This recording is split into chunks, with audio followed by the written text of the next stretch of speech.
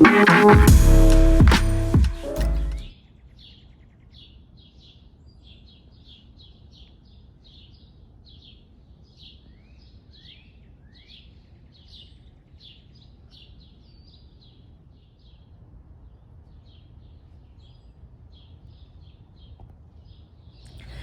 as you can see by today's title, we are going to talk all mental health, very chill, very relaxed. In no way, shape, or form am I a professional. This comes from a place of experience, and take what you need from this video and leave the rest is my motto. There are some answers that will like vibe with you and some maybe that won't, but I wanted to take some time and create a space where we can have a chat about mental health. I want it to be very relaxed. I'm sitting in my backyard, baggy t-shirt, baggy shorts. We got the iPad with questions, and we got some ice water. So yeah, let's chat. Let's have a good chat about mental health. And if this is not your cup of tea, please feel free to exit. I have so many other videos that you may like, and I'm fully aware that sometimes you're just not in the mood to talk about mental health, and I get that. So hi to the people who stayed and want to know more about my mental health and just touch upon some generalized questions that you... So I have been dealing with anxiety since I was in, first of all, my whole life, but when it became apparent to my brain and to my life, I was in grade 10 or 11 in high school. It's so crazy that I can't remember that. I know exactly where I was when I first started feeling anxiety, but I don't remember if it was grade 10 English or grade 11 English class. Oh, it was definitely... Oh my god, like I'm having a brain fart. But anyways, it was either grade 10 English or grade 11 English when I started having panic attacks, and I had my first panic attack in school, which was not fun. I was in the middle of doing a test, and actually it was a quiz, and it was literally worth 5%, but my ass was freaking out because I didn't study, and I had no idea what was going on, and yeah, it was something else. And from that point onwards, that's when my mental health and journey began with anxiety. So when it came to reaching out for help, I definitely did not reach out for help right away because I had no idea what was wrong with me. And notice how I use the words "what was wrong with me" because that's how I felt. I felt there was something wrong with me. And for someone who is experiencing anxiety and does not have the words or the knowledge behind it, it genuinely feels like there's something wrong with you. I was so confused why my palms were always sweaty. I was confused why my heart would beat fast, why I would get nervous and feel like disoriented. I was just so confused. My brain was very oblivious to anything mental health before I started experiencing it. I would hear about anxiety and depression and like they have the posters up at school and stuff, but I never really like awarely, oh my god, there's like a bee, sorry. I never like was aware, is awarely a word, but anyways, I never was aware to the point that I am now. Like, no way. I was a little 16-year-old who started getting sweaty palms and racing heart and was overthinking like everything and hated small spaces. I always wanted to be on the side, like I never wanted to be in the middle of the room. I always wanted to be on the side near the exit just in case I felt anxious. And even me using the word anxious, I didn't even know what anxious was. I just knew I didn't like what I felt, and I didn't like being stuck. I hated presentations, like forget doing presentations. And it's funny, it has, for my personal experience, it has nothing to do, okay, like 90% of it has nothing to do with the social aspect. So it's not social anxiety, it's like panic disorder and generalized anxiety. So when I say I didn't like presentations in high school, it wasn't that I didn't like my peers. It was me doing a presentation and being stuck in that position for a period of time and not having like the freedom to like move and leave the classroom kind of vibe. So all scenarios that equaled me having to basically be present and be mindful, I did not like. And that caused me anxiety, as well as just childhood trauma. And, you know, as a 22-year-old adult, I say adult with like a big fat grain of salt, but as a 22-year-old adult, I am now aware of all the things behind my anxiety, but like I said, when you're 16 years old, you don't. So yeah, I was basically just taking one day at a time like everyone else. And yeah, what was even the question that I just answered? Did I reach out for help right away? So yeah, no, I didn't. Because I had no idea what was going on. And the only reason why I got help is because I stopped going to school. I would wake up and I would go downstairs in my living room and just lie on the couch and cry and say I'm not going to school, because I associated my environment with my anxiety, which is very common for someone who experiences anxiety for the first time. And it got to the point where my mom dragged my ass to school, to a counselor's office, and said, we are dealing with this. And I'm making it sound very easy right now, but explaining to a parent who doesn't want to believe you have anxiety is very tough.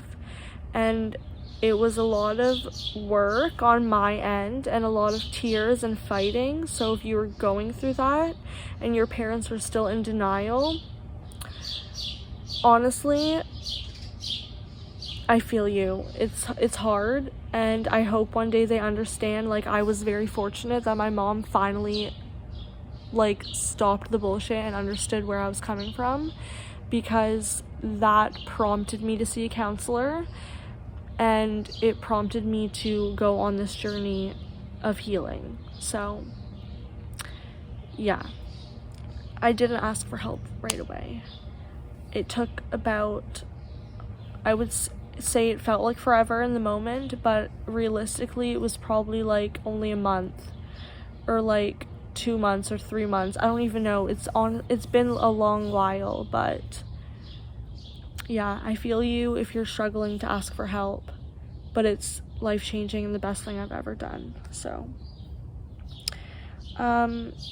what coping strategies work best for me? So oh my god, it has changed so much over the years, and what works for me now didn't work for me, or it's not like necessarily didn't work for me, but like I didn't utilize it. So again, as I'm answering these questions, just remind yourself that this is from 16 years old to 22. So there's been a lot of ups and downs, a lot of changes, and that is completely normal. Your coping strategies will reflect exactly what you need. So what works best for me is positive affirmations 100%. Whenever I feel anxious, whenever I feel panicky, I'm constantly talking to myself when need be, and just reminding myself I'm strong, I'm grounded, I am worthy.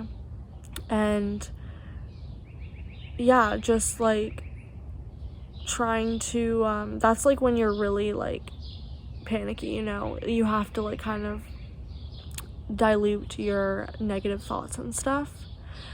But so positive affirmations have worked immensely for me, because once you realize they work, it's almost like you don't even get to the point where you need to use them in that scenario. Exercise and meditation has changed my life completely. I used to exercise a lot in high school from a bad place, like most young girls do, to look good and to lose weight. And yes, I do still work out to tone my body, but the majority of my motivation for working out is for my mind. It clears my mind. I can't even explain to you what working out does for me. Even in those moments where you quickly need something, just moving your body. And yeah, like I genuinely feel high after I work out, but like the best kind of high in a healthy way. Shout out to people who go to the gym, or who would go to the gym regularly and then COVID came and it shut down, because I feel you and I cannot wait for the gym to open. I've kind of been doing exercises at home as like best as I can, and especially now that the weather's nice, I've been going outside. But yeah, meditation, working out, like general exercise. I'm not even talking hardcore. It could be just going on walks, like playing a sport with friends, or just going on a bike ride. You don't even have to lift weights or anything. Just any kind of movement has really benefited me. And yeah, counseling, oh my god, counseling is also, I'm going to use that as a coping strategy, because while it could be the hardest experience that you will face, I've never benefited more with mental health from counseling. And through my whole through my whole mental health journey, I only consistently started going to counseling like in a consistent manner probably in 2018, and it's 2021, so yeah, it's benefited me a lot. But I feel you if you're having a hard time finding a counselor. I've had my fair share of counselors, and once you find the best fit for you, it's life-changing, and you will know. That's all I gotta say. You will know, and don't give up. You're going to feel like you want to give up and that counseling doesn't work for you and all that stuff, but trust me when I say that there is someone out there for you to help you. And be very honest and open with yourself when people are not benefiting you. Just because they are a professional and they have the title of a counselor does not mean that they will match your energy. My counselor now, we are on the same vibe, and I've been to other counselors where the first appointment, I know our viewpoints on mental health are just clearly not the same. So, my god, my voice is hurting from talking so much. It's also like 7 a.m. and I just wanted to talk about mental health this early in the morning, but your girl's tired. Yeah. So, another question. Tips for supporting someone with anxiety. Oh my gosh. Be a good listener. Let them talk and talk and talk. Do not inflict your opinion so easily on people who are sharing their mental health with you. Be gentle with them. You will know when you need to accommodate their anxiety or depression, but please as someone who deals with anxiety and depression and stuff like that, they are going to want you to are going to be completely fine with you accommodating them, but in the long run it does not help. And sometimes, as a person who is not in the space of an anxious mind, you need to be the one to say, let's not accommodate your anxiety. Let's, can I suggest we doing something, like, let's do something different? Because especially if you're in a relationship, because you love them so much, it is so easy to accommodate someone's anxiety, and it will not benefit us in the long run. And I'm not saying to go hard on us, but I'm saying to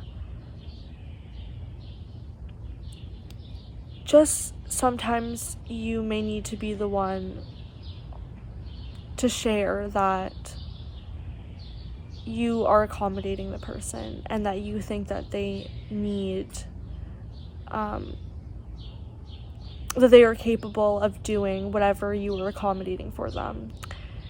Because at the end of the day, someone who is anxious and depressed will be happy with sitting in their house all day, and will be happy with avoiding the things that make them feel like shit. So, yeah.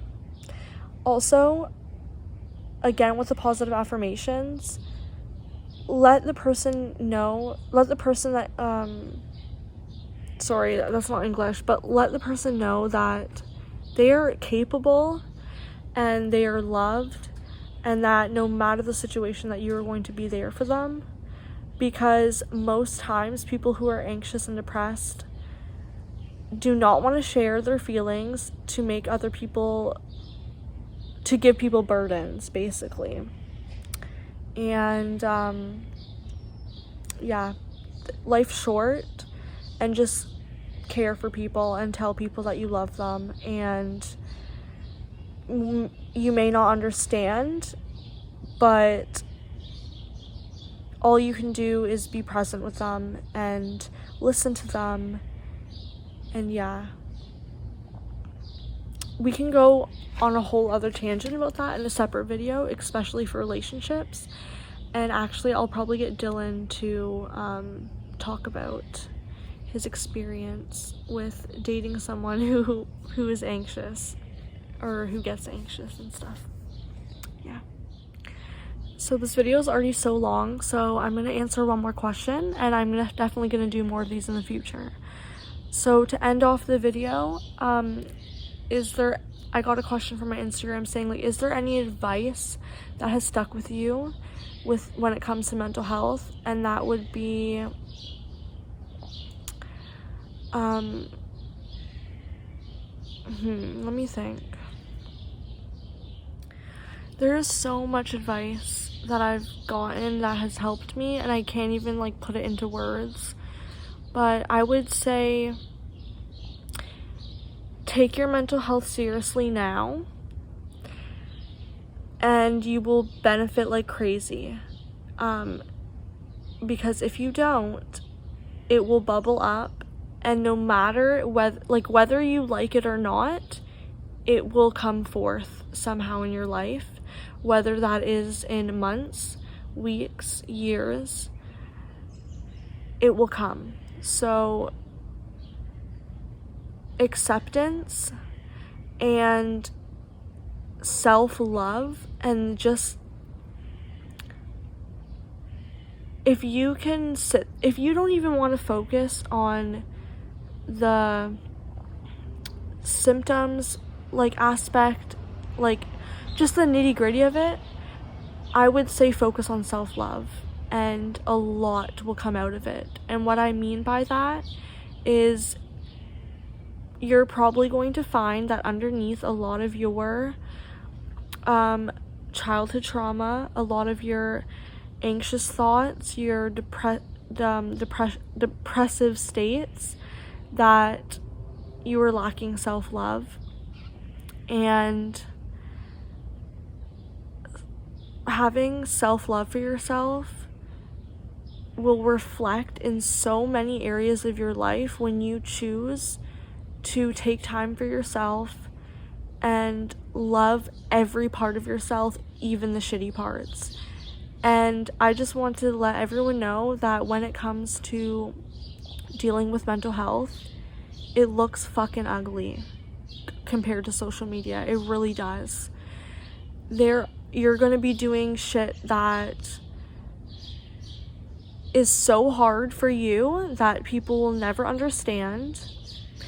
For example, maybe walking somewhere by yourself, or eating that piece of junk food. I don't know. Whatever it is valid, and keep going. And know that bad days are just bad days. It's not your bad life. It is not a bad life, sorry. I feel like the grammar in this video is bad. It's just so insane, but I hope that you guys are understanding exactly what I'm saying. And yeah, I'm here for you, and I want to do more of these. I have so much that I want to talk about, and I'm at a space where I feel comfortable. And I hope that this video helps you even in the smallest way. Let's end this video on the note to be kind to yourself and to take some space today, to be mindful and do something that makes you happy. I don't care what it looks like. I don't care if society tells you that, oh, like, you shouldn't be watching like on your phone the whole day, or you need to be outside doing exercise. Like, if watching YouTube videos all day makes you happy, for example, do that. But you want to know what you're not going to do is you're not going to feel bad about it, and that in itself is self-love. So yeah, thank you guys for watching. I know this video was long and chatty, so if you stayed till the end, probably like the one person, I love you. And yeah, have a great day. I'll see you on Tuesday with a new video. Bye.